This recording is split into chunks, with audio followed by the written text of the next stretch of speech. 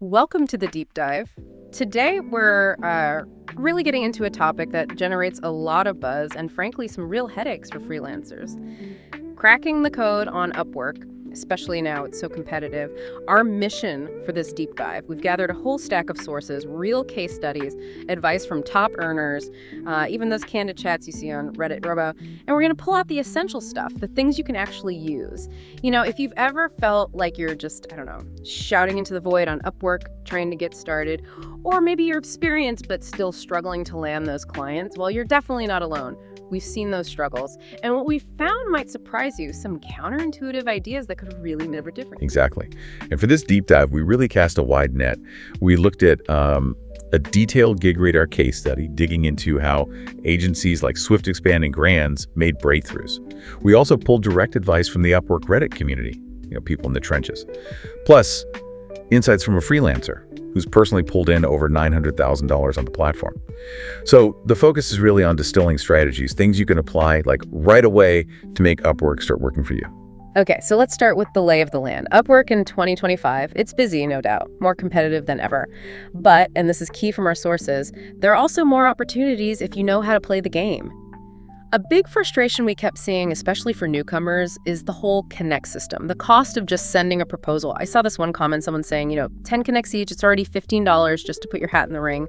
That stings. Oh, absolutely. And it's a huge shift from, say, a few years back. Yeah. Like 2021, maybe 2-4 connects per proposal. And you even got 30 free ones each month. That change alone, it really makes Upwork much more strategic. A lot of freelancers struggle because they're kind of using old tactics, approaches that just don't work anymore. But here's the really interesting part, the bit people miss.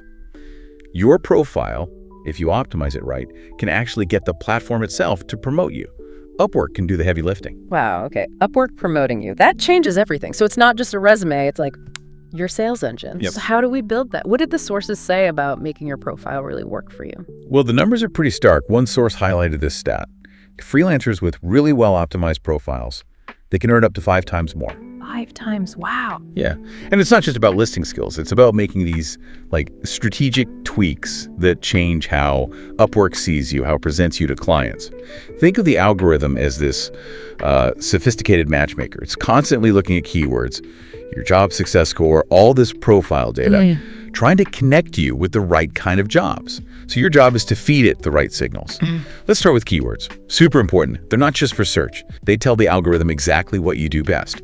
This helps Upwork know who to show your profile to for those ideal gigs. Got to weave them in naturally, though. Naturally, right. Not just stuffing them in. Exactly. In your overview, your skills list, even your portfolio descriptions. Upwork has some tools, but some experts we saw use external SEO tools too, or even specific Upwork tools to find the exact terms clients are searching for. Then you've got your job success score, the JSS. It's more than just a number. It tells clients and Upwork how reliable you are, how happy clients have been. Generally, you want to aim for over 90% for better visibility, more invites. But it's also about bouncing back if it dips, handling disputes professionally. That stuff matters. And even picking smaller projects strategically can help keep that score high, which unlocks better opportunities later. Okay, so keywords, JSS. What about the actual parts of the profile, like the title and overview? Right.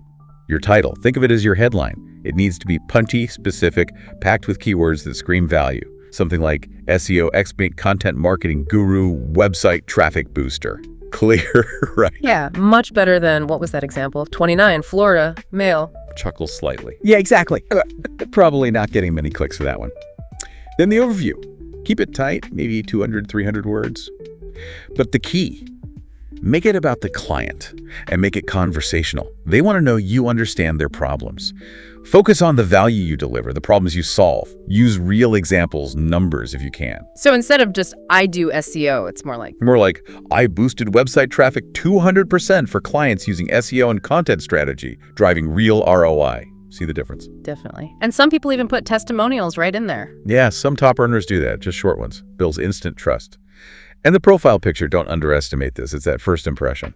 Our sources showed it's huge psychologically. One survey found 80% felt a good picture helps them connect. And get this, 70% said they'd rejected proposals because of a bad picture. 70%, just based on the picture. Yep. And 96% believed a professional pic inspires confidence.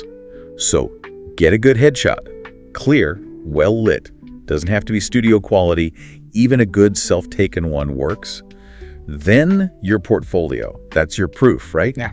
High quality images, detailed descriptions, links as possible. Make sure it matches the work you want to get. List all your skills, any certifications adds credibility. And testimonials. These are like gold dust. They validate everything else. Upwork even lets you add testimonials from outside Upwork clients now with verification. Oh, that's useful for beginners. Totally. And for beginners, don't be afraid to ask friends or family initially just to get something on there. Build that early social proof. Oh, and a bonus tip. Think about adding a short intro video. Great way to show personality, communication skills, let clients kind of meet you. Okay, that's a ton of actionable stuff just on the profile. It really paints a picture of how much control you actually have. Yeah. So you build this amazing profile, this great storefront, but how do you make sure the right customers walk in? That brings us to niching down. You mentioned this earlier. Yes, and this might be the single biggest hack, if you want to call it that, for getting better clients and higher rates. See, the problem with being a generalist, like that video editor who just says, I edit anything. Yeah. You're up against literally thousands, maybe tens of thousands of others. It's a race to the bottom on price. But niching down feels scary, like you're cutting off opportunities. How does that actually work in practice? What's the aha moment? The aha moment is realizing that niching reduces competition drastically and increases your value. It feels counterintuitive, but it works. Take that video editor again. Instead of anything, what if they specialized in YouTube how-to videos for health and wellness companies? Okay, super specific. Exactly. It combines a niche service how-to videos with a niche audience, health and wellness. Huh. Suddenly, who are they competing against for that specific client? Almost nobody. Ah, I see. So they can charge more because they're the specialist for that need. Precisely.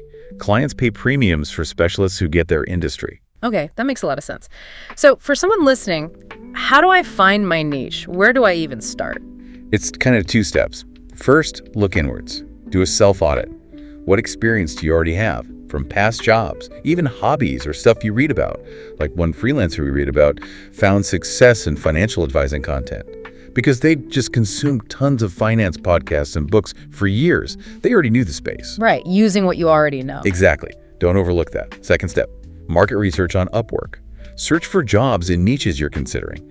How many jobs were posted recently for that specific combo of service and industry? If it's 0, maybe not a great niche, right? Good point. Demand matters. Demand matters. Then search for freelancers in that same niche. If you only see a few others on page 1, that's a sweet spot. It means most people aren't specializing that tightly. And keep in mind, your niche can evolve. One expert talked about shifting from YouTube strategist to video content marketing strategist and eventually just content marketing strategist as the market changed and their skills grew. I got to adapt. Adaptability. Okay. And what was that about a unique system? Oh yeah, that was a great tip. Creating your own named process like this expert's 7-Yule-240 video formula. It sounds impressive, makes you seem like a real expert with a proprietary method. Ah, clever branding. Totally. Yeah. And it helps justify higher rates. This person was charging up to $200 an hour, partly because of that perceived expertise. Okay, so profile sharp, niches dialed in. Now the proposals, this is where the rubber meets the road, right? How do you get the yes? Yeah, and the biggest takeaway here, generic copy-paste proposals are dead on arrival. Just a waste of connects, waste of time. So personalization is everything. Everything. Yeah. You have to read the job post carefully, mention specifics from it, show you actually read it, you understand their need. One client estimated like 80% of proposals looked AI generated or totally generic. Stand out by showing you did your homework. And keep the focus on the client. Not just, here are my skills, but here's how I solve your problem and get you results. Less resume dump, more problem solver. Exactly. Yeah. And keep it short. Some top freelancers, their initial pitch is like 4 sentences max, clients are swamped, get to the point, make it easy for them. Those first couple of sentences are your hook. Not gimmicks, but genuinely respond to their need. Maybe ask a smart question, showing you get the challenge.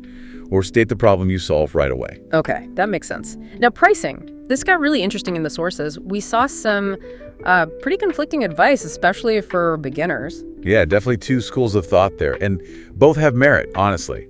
One view, often shared by hirers looking at beginners, is maybe underbid those first few small jobs, like $20, $50 gigs. The goal is just to get reviews, build history fast, get your foot in the door. You can maybe add milestones or increase scope later if it grows. The argument is few clients pick someone with 0 history at full price. Okay, the get started cheap approach. What's the other side? The other side, also from experienced hirers, says, don't underbid. Bid what you're comfortable with, making sure it fits their budget range. Then prove your value with skill and professionalism. They argue good clients will pay full price, even for new freelancers, if they see talent and confidence. They don't want someone who might nickel and dime them later. So bid your worth, prove it from the start. Right. It's about which strategy fits your confidence and long-term goals. Both can work. And one really killer tip from a hirer: include a minimum viable concept or a small proof of concept in your proposal. Like, do a little bit of the work up front. Exactly. Shows you get it, you're capable, you're invested, puts you way ahead of the pack instantly. Huge differentiator. Wow, that's bold. But I can see how it would work. Okay, so let's say you do all this, you land the client. Huge success.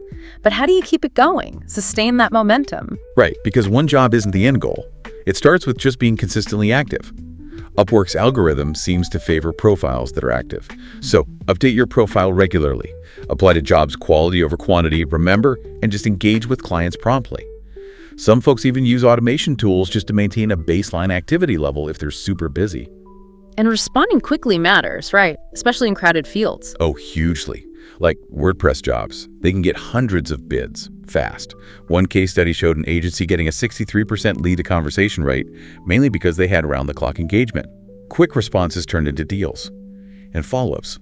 Don't let conversations die. Make sure you're the last one to message, within reason. It keeps you top of mind, shows professionalism. That Grants agency we looked at, they closed 2 deals from leads they'd followed up on from the month before. Wow, persistence pays off. It really does. And here's a neat pro tip for longer contracts. Ask for feedback mid-project. It doesn't affect your JSS then, but it looks great on your profile later. Shows you're proactive about quality. Also get that ID verification badge. Simple thing, but adds credibility, especially for bigger projects. Makes sense. Build trust. Yep, and long-term. Focus on higher value projects, nurture repeat business. That's what really moves the needle on earnings in your JSS. Deliver great work, make them want to hire you again, and handle any disputes professionally. That impacts your score too. Lastly, just keep adapting. The platform changes. Like Upwork killed its RSS feed recently. That messed up how some people found jobs instantly using custom tools. Oh, wow. So you need to stay updated. Absolutely. Being part of a community, using tools that track changes, it's crucial to stay agile. And these strategies, they actually work. We saw it with Swift Extend, right? A new agency, Indian-based, 7 contracts in 30 days. Yeah, by nailing their niche proposals and using some smart automation. And Grants pulling in over $26,000 in a single month from 5 big Shopify contracts. Real results. Definitely proves these aren't just theories. Okay, so wrapping up this deep dive on Upwork mastery, it really seems to boil down to a few core things. 1, get that profile optimized, make it work for you with the algorithm.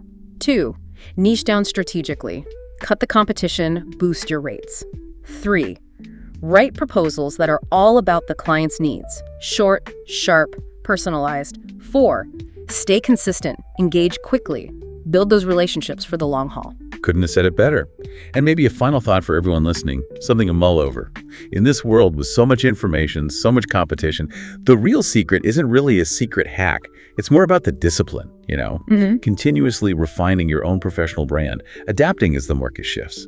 So maybe ask yourself, what's one small thing, one insight from this that you can actually apply today to your profile, to your next proposal? Great question to end on. Thank you so much for joining us on this deep dive. We really hope you take these ideas and run with them on your own Upwork journey. Until next time, keep digging deeper.